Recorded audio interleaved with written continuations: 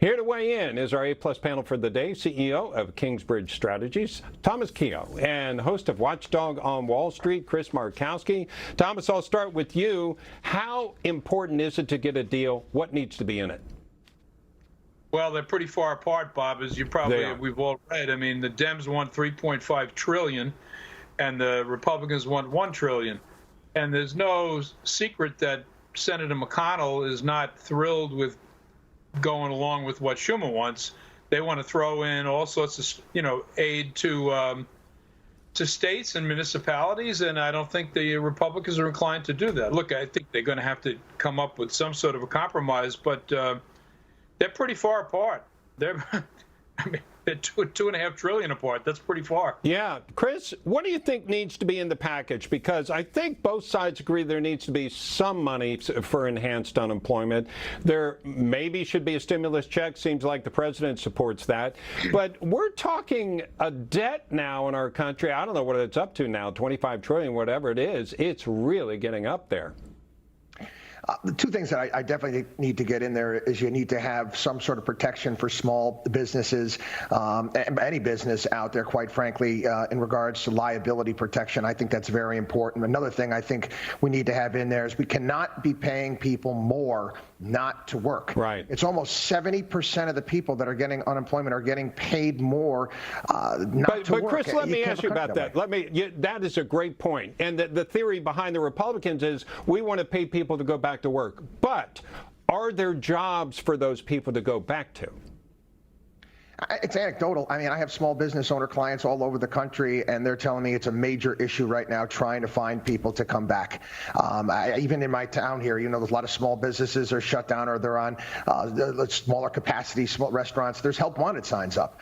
They need the workers, and we have to start stepping in that direction. If you're getting paid that much more not to work, there's no incentive for you to go back. Yeah. So, Thomas, let's say we get a liability deal, because that just seems common sense, that you can't get sued just because you want workers to go back. How do you create that incentive to go back to work? Well, you create it by taking away the incentive to stay home. Right. Look, as Chris just said, people are getting an extra $600 a week. Some of these workers, and God bless them, they're entitled to getting the unemployment. That's why we have the safety net. But they're making more staying home than they ever made in their life. The Republicans are correct, I think, in saying, well, no more than $200 additional dollars on top of your unemployment.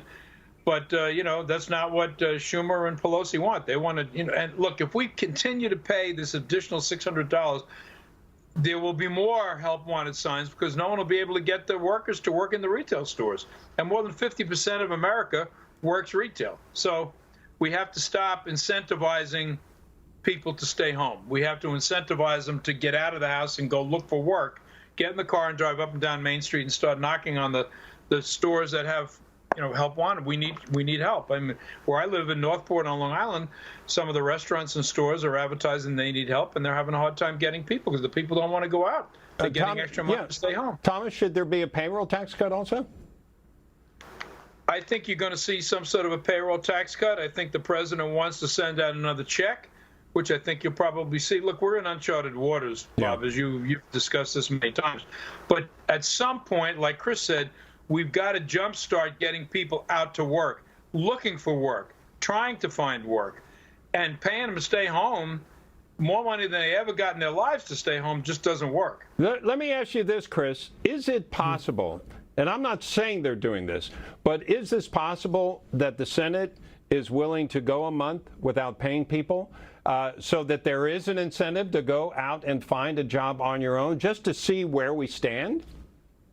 Listen, they're playing chicken right now, without a doubt. And I'm curious to see who's going to blink first when it comes to this. I guess they both think that politically, if it doesn't get done, they might win. Republicans are going to have to present it saying, hey, we wanted to have a temporary, and the Republicans have put forward a temporary extension for a week, so it wouldn't be cut off today. And that's been, they've nixed that.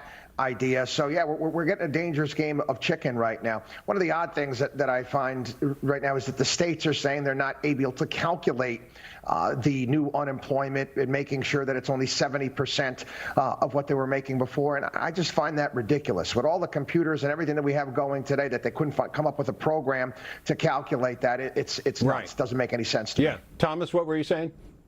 Well, New York State, when this COVID hit real hard, the unemployment agency's computers crashed. They couldn't handle anything. And they're so backlogged. So I think they're caught up now.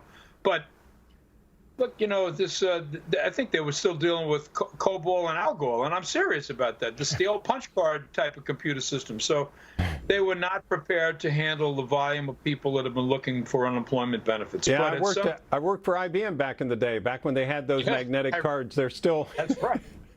But the president needs to get the economy going. It's the issue that he won on. It's the issue that he touted right up until this COVID hit us hard. He is a businessman. He understands business and how to incentivize. Right. So he's going to want to get people back out of the house working. Yeah. So I think he's going to be inclined to minimize what the unemployment benefits are. Hopefully we're going to have a huge bounce in this quarter and it'll show up. So thank you, Thomas and Chris. I appreciate you being with us.